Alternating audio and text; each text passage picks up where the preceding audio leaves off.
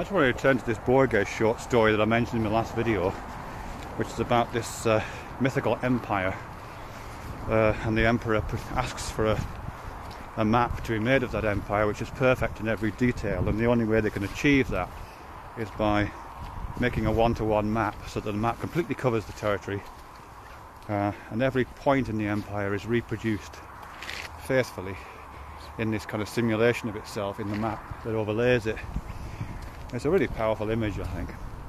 And I've just been thinking of it in relation to hegemony, which is a word that I've never really liked, I have to say. I don't like the sound of it, I don't like the feel of it when it passes my throat, but it's an interesting word, and it's to do with it refers to politics and cultural politics, and how certain ideas are hegemonic. They cover the whole of culture. They're so prevalent, they appear at every point in culture, in the same way that this fictional map in Borges' short story covers every point on the empire. And the hegemony that I'm thinking of right now is the one that's been, well, it's cropped up in my thinking recently in relation to gender politics and feminism, the role of men and women and all that kind of stuff. Because I think, quite understandably, a lot of gender politics, a lot of the discourse around feminism is to do with equal rights, and quite rightly so too, of course. And then there's quite often a feeling that once you've got equal pay legislation in place, then you've really got nothing to complain about.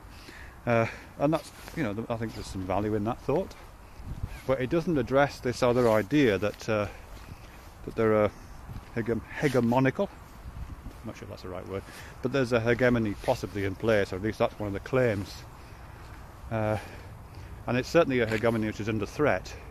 To the extent there is a hegemony which overlays our society with particular understandings about what male and female relationships are, then I would say that it's a map which is getting a bit frayed in the way that Borges' map got a bit frayed, and maybe is inarticulate and is halfway to being destroyed. Let me just see if I can flesh out what I mean by that. I mean, in terms of the extent to which, let's say, female subordination and male dominance, let's put it in that crude terms, to the extent that that's a hegemony, you'd have to demonstrate that it shows up at all points in the culture, or at least a lot of points. Maybe not now, but within the recent past. And I think there's some good evidence for that. I mean, certainly, just in terms of language, you've got man and you've got woman, and woman means wife of man. So man is the first term, and then woman is the second term. And I think it's hard to think about that in any other terms other than a relationship of subordination and secondariness. You still have an assumption that that's the case, even when it's not overtly described. So you have pilots, and then you have female pilots, you have doctors, and then you have women doctors, you have racing car drivers, and then you have female racing car drivers, athletes, and then female athletes, writers, and then female writers. A whole series of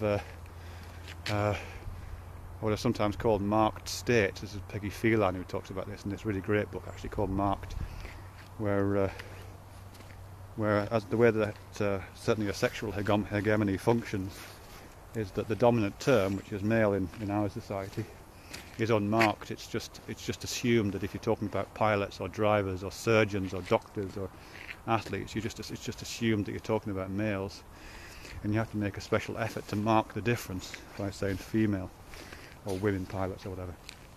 So it's hegemonic at that level. I think up until recently, certainly, it was absolutely hegemonic in economic and cultural terms. When I was a kid, my parents got divorced when I was quite small, and at that time all property had to be in the man's name. So the house we lived in was in my dad's name, even though my granddad on my mother's side bought the house. So all property was in the man's name, which is quite remarkable. Child benefit had to be in the man's name. If you claimed child benefit, it had to go into the man. It had to be delivered to the man, or the man had to collect it. Obviously, these are archaisms, but they cast a long shadow, those kind of things, I think. Subject-object relations still tend to be typified in terms of man, male, female.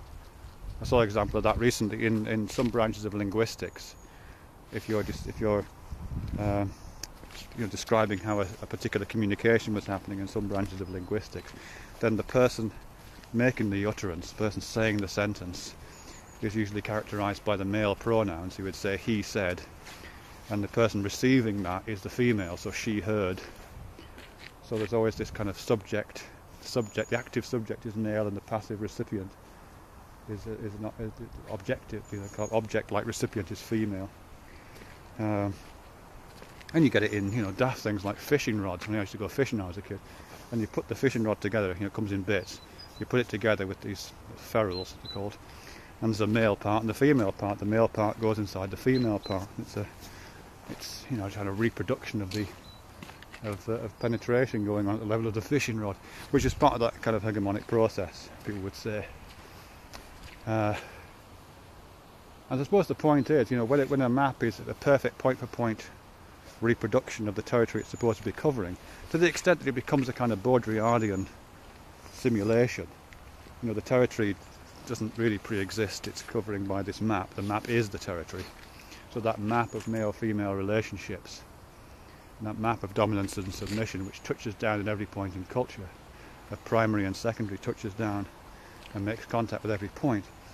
You don't even notice it. That's kind of the point of a hegemony in operation. You don't see it. It systemizes your thought to the point where you can't think in any other way, in almost like an Orwellian sense. But I think what happens is that once that starts to break down, in the way that the map in the Borges story starts to break down, is that then the seams become more evident. The artificiality of that mapping becomes evident. The constructed nature of those relationships become evident, and hegemony starts to look less like a map and more like a story. Oop, big dog coming, gotta stop.